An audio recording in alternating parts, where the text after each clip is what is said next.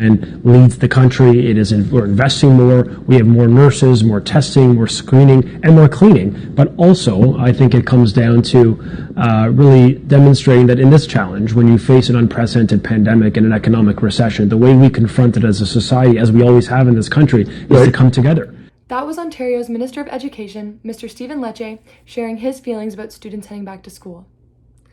Take a look around you. How close are you to your classmates? How many people are in this room? Have you seen a nurse at Sydenham yet this year? The way it was presented, his plan sounds great. Amidst this pandemic, what we all want is for students to be able to return to school in the safest way possible. So it's great to know that safety is the ministry's #1 priority. If I were a parent watching this, I think I'd feel pretty confident in sending my kids back to school. But is the level of safety being described actually the reality for Ontario's students? Are the policies and procedures being put in place really making a difference? The answer is complicated. Yes, students are masked. Yes, hand sanitizer is readily available for everyone in the building. And yes, we're all working within an adapted model, octomestered or otherwise. But we're still seeing class sizes that are well above the allowed indoor capacity for groups meeting outside of school. In an interview with the Global News, Doris Grisburn, the CEO of the Registered Nurses Association of Ontario, voiced her concerns about the ministry's return to school plan. If this is the best plan in the country, it still isn't good enough. We will hopefully not lose kids, but we will have wide community spread, she said. She also sent a letter to the province's Chief Medical Officer of Health, urging him to create a cap of 15 on elementary classes unless placed in larger spaces like gyms or libraries. Not only did the ministry and provincial government oppose changing the cap to 15, they continue to actively work against keeping class sizes small through the reorganization of elementary classrooms. Each year, a few weeks into September, schools are required to submit their final registration numbers. From here, if class sizes are deemed too low or too high, schools are asked to reorganize using a different number of classrooms.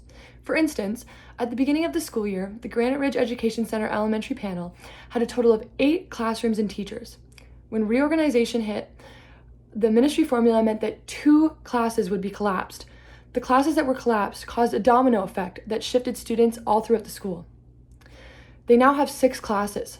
One class went from having 13 students to having 25 students. But sure, the ministry is doing everything they can to keep students safe. Here's a picture of Minister Lecce and Premier Doug Ford touring a school in August. This classroom looks perfectly safe. Lots of distancing, open space, and clear pathways for students. But as students looking at this picture, we know that most classrooms are not nearly this big.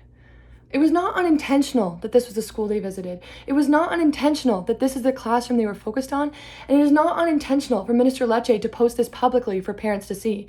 Nothing here is unintentional. It's all about propaganda, rhetoric, and deceit. I've spent the last 1.5 years working as the rural student trustee with the Limestone District School Board, and in my experience, Minister Lecce continues to use rhetoric and propaganda techniques to shift and alter the views and understanding of the general population. He is a politician after all, and he's great at this aspect of his job. I have witnessed student trustees all across Ontario go into meetings with him, prepared to ask the tough questions, prepared to push him to share the true intent behind his decisions rather than what he wants the public to believe, and leave with no answered questions, but a newfound sense of trust. The man could sell an oxygen tank to a fish. This may seem like a small issue, a tactic, a skill even. But when we're dealing with the knowledge and safety of the students and their parents of Ontario, it can become scary, even dangerous. Let's take a look at rhetoric itself. We've all read examples of what can happen when rhetoric is taken too far in our dystopian novels, selling people on the ideals of utopia and having their lives turned upside down by the hidden issues. The mirage of a perfect world, or in this case, education system, can distract people from the truth. The Ministry of Education says he's doing all he can for your kids. Why shouldn't you believe him? And they're not unaware of what they're doing. When you re-announce the same $550 million to build new schools, you know you're running the risk of confusing some people. When you use large education-specific language, you know your information is not accessible to most of the population. When you're dealing with a system like the education system, you are aware that the majority of people do not have a deeper understanding of how that system operates. So anytime you announce decisions, changes, or money in the system, you should be providing people with the information to back your decisions, the context. Let's take another look at that video I shared at the start. Leads the country. We're investing more. We have more nurses, more testing, more screening, and more cleaning. But also, I think it comes down to really demonstrating that in this challenge, when you face an unprecedented pandemic and an economic recession, the way we confront it as a society, as we always have in this country, is to come together. Just look at the rhetorical devices he uses. Buzzwords like unprecedented. And after when he says, we're investing more, we have more nurses, more testing, more screening, and more cleaning. Even the idea of camaraderie and coming together that he touches on towards the end. These are all being used with the intention of convincing the public that our Ministry of Education is doing everything in their power to ensure students have a safe return to school. You should not need to be convinced of this. You should be able to feel confident in knowing your children are being taken care of. Feel confident that what's being done is truly what's best for your students. To feel confident enough to trust our ministry.